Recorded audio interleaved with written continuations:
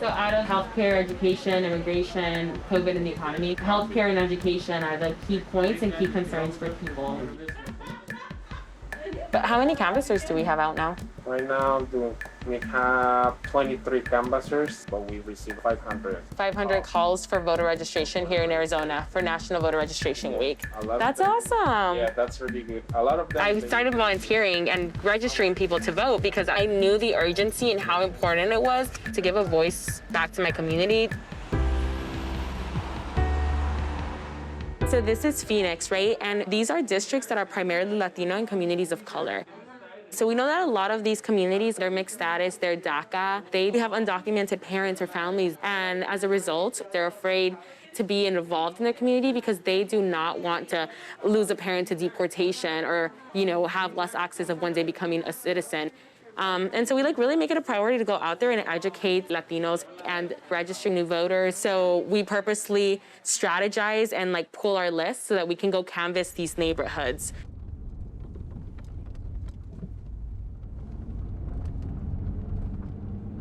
You take a look around at this neighborhood. There's a lot of mixed status families, including my family.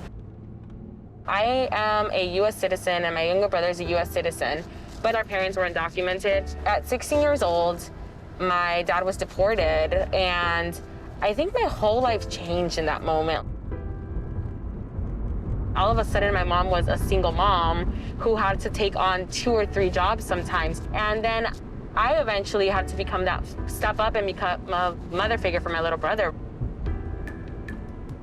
I know that there are many, many, many other kids out there, families out there, students out there that have stories like mine. And I think that that's why I do this work, to be out there and to make sure that I'm advocating for these families. Same for my brother. I think my brother has really worked really hard to kind of do the same and make our family proud. Buenos días, o ya está tarde. Soy Blanca. Oh, soy David. ¿Qué es tu preferencia? ¿Cuál es tu? ¿La agarro siempre saliendo o los carritos? Okay, ahí vamos. I'm here to get people registered to vote today. This is a hot spot for voter registration. Are you registered to vote by any chance? Oh, yes, I am, sir. That's wonderful. Have you had a change in address recently? A change in ¿Usted está registrado para votar? No puedo votar. ¿No puedo votar? No, pues. Buenas tardes. Hey, how's it going? I actually got involved into this through my sister, seeing her want to work with her community and see change. I was inspired, being able to see direct action affect the community positively, and I got involved. ¿Quiere agarrar la nueva aplicación de voto? No sé ni llenar. Yo le ayudo. ¿Tiene también usted su ID o licencia? Ok, perfecto. ¿Usted está registrado para votar? I just want to make sure that people who are Latinx, especially in areas of lower income, to be showing people the importance of voting. You have a lot of people who turn 18, have never had any family members even vote before, and the lack of experience there, or someone above you, a parent, guardian, to show you how to vote, you're not gonna vote. It's not in your family tradition. So we should definitely be educating people, because it's difficult to navigate the system we're in. And we want to make sure that we all have a voice. Has not registered. We're trying. Thank you.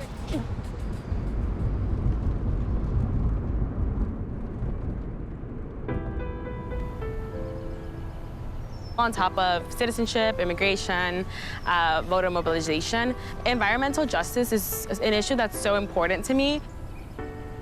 So I actually used to come up here growing up with my brother.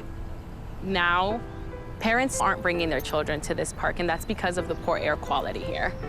We are right in the middle of 4 highways. And as a result, people are breathing in this really poor quality air.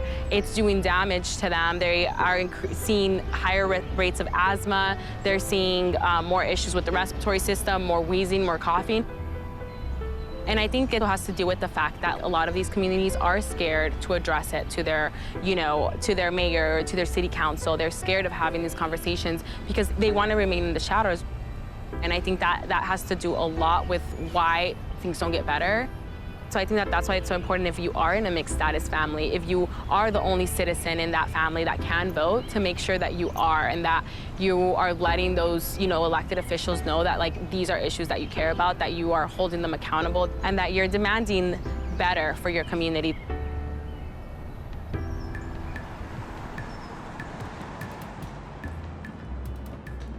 Their wedding. The wedding. My dad cutting the cake. I think my mom was like 20 right there. She was a little baby. I don't think we have. And this is my dad on his car. I don't remember what car that was, but he was young and hip, like 22 right there. That's David. That's me. And then I'm there. I almost look like my dad. Yeah, I you hadn't look like my acknowledged how much dad. I'm starting to look like my dad. Wow.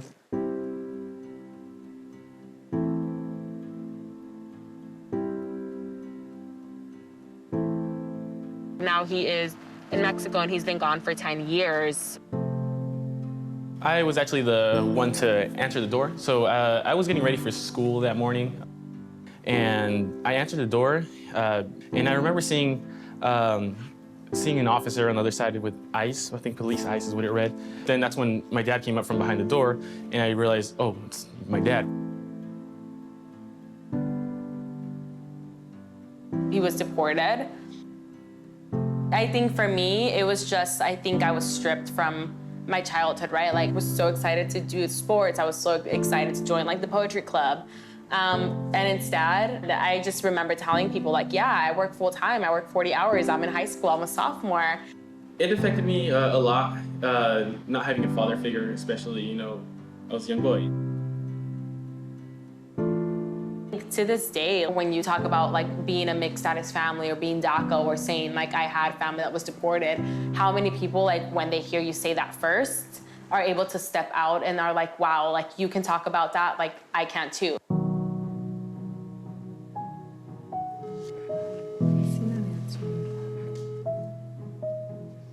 Hi, Dad. Hello, Ba. How's your day, Dad? Looks nice. No me siento cansado, cuando en la huerta todos estos días. Estabas trabajando en las huertas. ¿Sembraste? ¿Qué sembraste? Okay. La nochita que te conviene aquí, que viene con miel. I think it's the mustard seeds. Oh. He's like planting mustard seeds. Yeah, hoy el David vino a registrar a votantes. Oh, right. Todo. Yeah, it was fun. ¿Me ayudó, sí, cómo a registrar gente para votar? No quedan cuántos ya estoy contando. I think a lot of Latinos feel like they, like they don't have a voice, feel like maybe their vote won't count, or sometimes just don't have the resources, the tools, or the education that they need to make a decision. And all I can say to that is vote. You can be the voice for people who may not have any. Te quiero mucho, te quiero mucho también. Love you too, Pa. Bye, guys. Bye. Adiós. Buenas noches.